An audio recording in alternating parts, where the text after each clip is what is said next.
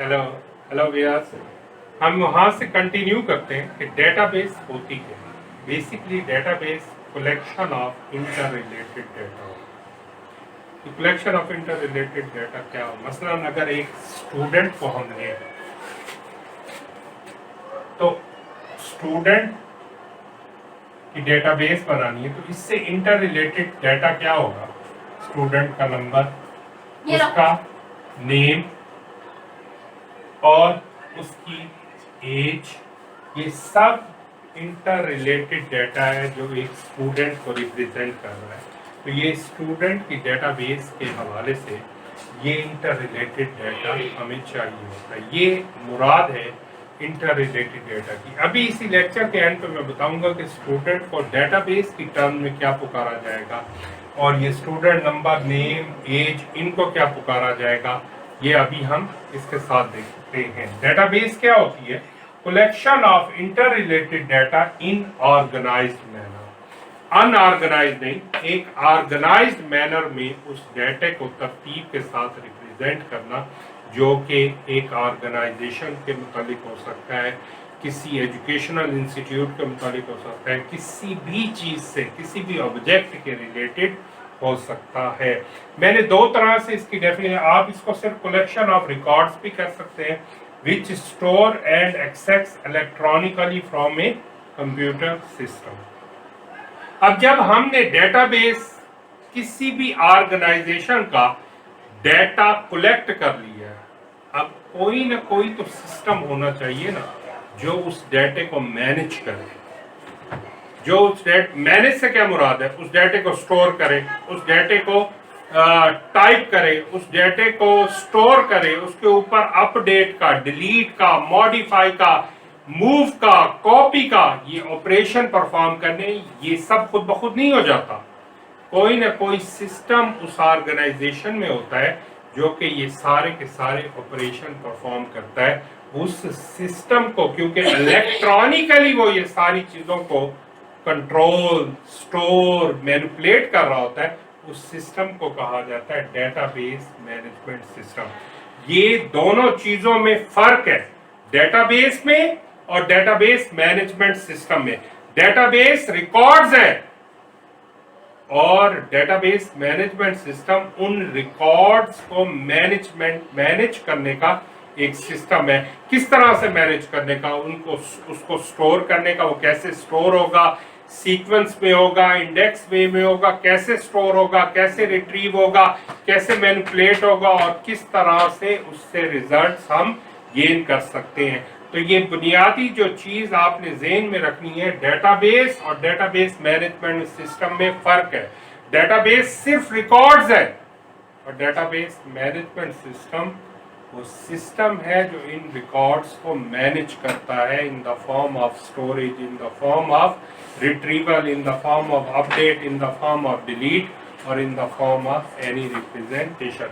इसलिए ये set of programme या इन्हें सिस्टम सॉफ्टवेयर कहते हैं, that perform and control all operation on database. All operations कौन कौन से होंगे? अपडेट का, डिलीट का, मॉडिफाई का, स्टोर का, वो सारे हर तरह के ऑपरेशंस वो परफॉर्म करता है डेटाबेस के हवाले से। इसकी बेहतरीन एग्जांपल है जैसे माइक्रोसॉफ्ट एक्सेस है, एसक्यूएल सर्वर है, ओरेकल है। एक्सेस के अंदर आप डेटाबेस बनाते हैं तो उसके अंदर प्रोग्राम्स मौजूद होते हैं जो एक्सेस के इंस्टॉलेशन के साथ उसका मैनेजमेंट सिस्टम भी इंस्टॉल हो जाता है, जो आपको फैसिलिटी प्रोवाइड करता है उस पर हर तरह के ऑपरेशंस परफॉर्म करने की। अब हम थोड़ा सा आगे की तरफ मूव करते हैं। डेटाबेस में हर चीज को पुकारने के कुछ पर्टिकुलर नेम होते हैं।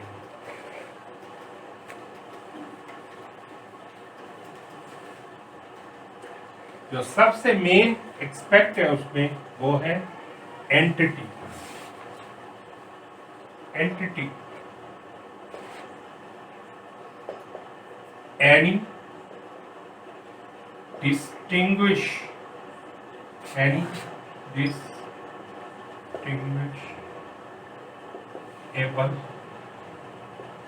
object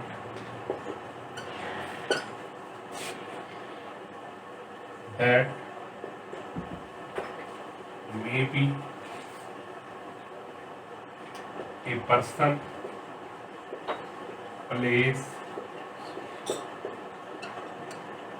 and event, कुछ भी हो सकता है, यानी कोई भी जुदा गाना ऑब्जेक्ट जो कि इस ऑर्गेनाइजेशन में है उसको हम क्या पुकारेंगे, एंटिटी पुकारेंगे। और ये फिर आगे हम आपको बताएंगे कि एंटिटी सेट किस तरह से बनता है, डिफरेंट एंटिटीज को हम किस तरह से इकट्ठा कर सकते हैं। फॉर एग्जाम्पल अगर एग्जाम्पल देना चाहे तो स्टूडेंट एक एंटिटी है, किसकी, एक एजुकेशनल सिस्टम की। स्टूडेंट क्या होगी, एक एंटिटी होगी। इसी तरह कस्टमर एक डिपार्टमेंटल स्टोर में क्या है, एंटिटी, उसका जो एम्प्लॉय है वो एंटिटी। हर चीज जो उस ऑर्गेनाइजेशन में है उसको हम डेटाबेस की सेंस में एक एंटिटी के तौर पर रिप्रेजेंट करेंगे। तो अगर हमने कहा स्टूडेंट एक एंटिटी है तो हर एंटिटी के कुछ ना कुछ, ये क्या है, एंटिटी, हर एंटिटी के कुछ ना कुछ एट्रीब्यूट्स होते हैं।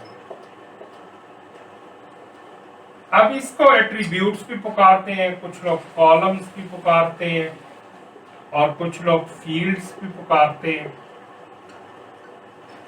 एट्रीब्यूट्स क्या होते हैं, characteristics of an entity, characteristics of an entity.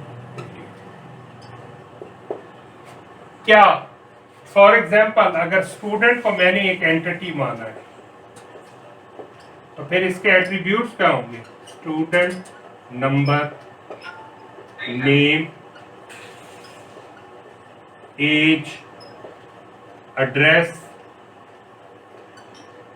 ये इसके क्या कहलाएंगे, एट्रीब्यूट्स कहलाएंगे। अब यहां भी देखें स्टूडेंट क्या ठहरा, एक एंटिटी, और उसके फिर हमने क्या बनाए, एट्रीब्यूट्स, जो कि उसके कैरेक्टरिस्टिक्स, खसूसियात को रिप्रेजेंट करते हैं। अब हम इसको देखते हैं इस सेंस में, डेटाबेस की सेंस में। तो हर एंटिटी आप कह सकते हैं किसी लेवल पर एक डेटाबेस को रिप्रेजेंट करती है, स्मॉल, और फिर वो फर्दर बिग डेटाबेस को और फिर उससे बिग डेटाबेस को रिप्रेजेंट करती है। फॉर एग्जांपल मैं एक एग्जांपल दूं स्टूडेंट की, तो ये स्टूडेंट की एक क्या बनी, एंटिटी। अब डेटाबेस में प्रैक्टिकली जब इसे परफॉर्म करेंगे तो स्टूडेंट की क्या बनाएंगे, प्रैक्टिकली टेबल, और बहुत सारी एंटिटीज मिलकर एक डेटाबेस को रिप्रेजेंट करेंगे। स्मॉल लेवल पर आप इसको भी डेटाबेस कह सकते हैं। स्टूडेंट एक एंटिटी है तो उसका जब ये रखेंगे स्टूडेंट नंबर, नेम और ये एड्रेस, ये इसके कहलाएंगे क्या, इस एंटिटी के एट्रीब्यूट्स।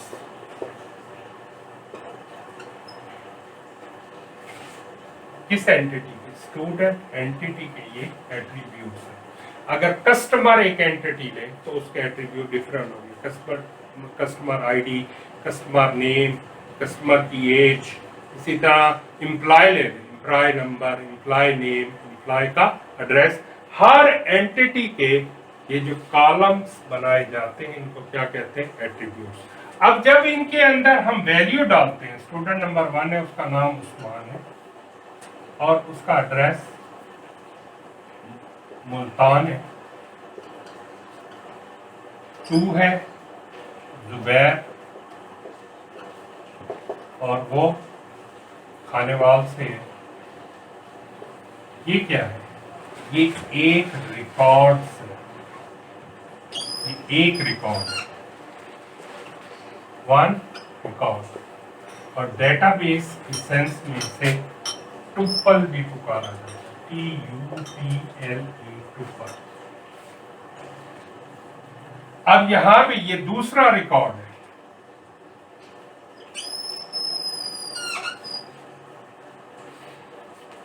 तो हम ये कह सकते हैं कि एक एंटिटी के अंदर एट्रीब्यूट की तादाद फिक्स होती है, लेकिन जो उसकी डेटा वैल्यूज है, रिकॉर्ड्स, डेटा वैल्यूज का दूसरा नाम क्या है, रिकॉर्ड्स, वो वेरिएबल होते हैं, यानी तब्दील हो सकते हैं। अभी 2 ऐड है, फिर 4 कर लें, फिर 2 डिलीट कर दें, फिर 2 अपडेट कर दें। इनको क्या कहा जाता है, डेटा वैल्यू। इसकी डेफिनेशन में एक्चुअल वैल्यूज या एटॉमिक वैल्यूज स्टोर कॉरेस्पॉन्डिंग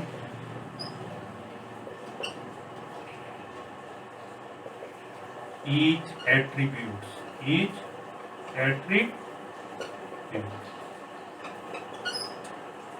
अब ये सारी जितनी भी आप इनको क्या कहते हैं, डेटा वैल्यूज, और हर रो को एक रिकॉर्ड पुकारा जाता है। और ये याद रखिएगा, टोटल, ये एक इंपॉर्टेंट नोट लिखें, टोटल नंबर ऑफ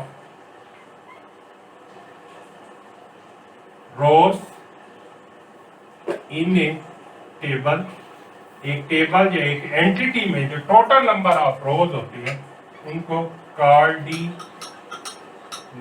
पुकारा जाता है। और टोटल नंबर ऑफ कॉलम्स को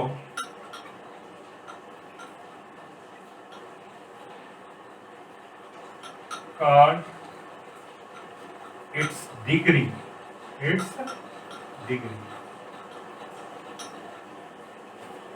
यानी कि इस टाइम इसके 3 कॉलम, तो इसकी डिग्री 3 है, और इसमें रोज कितनी है, 2 है, तो इसकी कार्डिनैलिटी 2 है। टोटल नंबर ऑफ रिकॉर्ड्स या रोज आपकी कार्डिनैलिटी कहलाती है, और टोटल नंबर ऑफ कॉलम्स आपकी डिग्री कहलाती है। यूनरी का मतलब होता है एक, अगर एक ही ये कॉलम होता स्टूडेंट नंबर, तो हम कहते हैं ये यूनिटी डिग्री का टेबल है या रिलेशन है।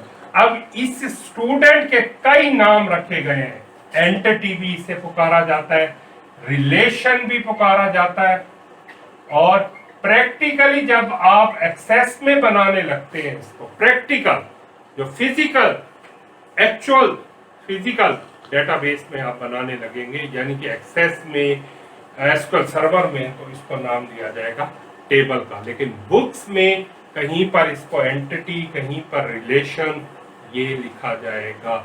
लेकिन स्मॉल लेवल पर आप इसको कह सकते हैं ये खुद एक डेटाबेस है स्टूडेंट की, जिसमें ये उसके क्या है, एट्रीब्यूट। इसी तरह आप टीचर का टेबल बना लें, फिर एम्प्लॉय का बना लें, सारे टेबल्स मिलकर एक डेटाबेस के अंदर रिप्रेजेंट करेंगे, वो एक कॉलेज की हो सकती है। अब एनसीबीए की डेटाबेस में कई तरह की एंटिटीज हैं, स्टूडेंट एंटिटी है, टीचर्स एंटिटी है, एम्प्लॉयज एंटिटी है, इन सब की एक एक टेबल बनेगी, और ये सारे एक ही डेटाबेस को रिप्रेजेंट करेंगे, वो होगी एनसीबीए की। तो आई होप कि आपको ये समझ आया होगा। अभी हम यहीं पे रुकेंगे, और अगले लेक्चर में हम लेंगे कि फाइल्स और डेटाबेस में क्या डिफरेंस होता है, और डेटाबेस सिस्टम को, मैनेजमेंट सिस्टम को क्यों इस्तेमाल करते हैं, उसके एडवांटेजेस क्या होते हैं, ये हमारा अगला टॉपिक होगा।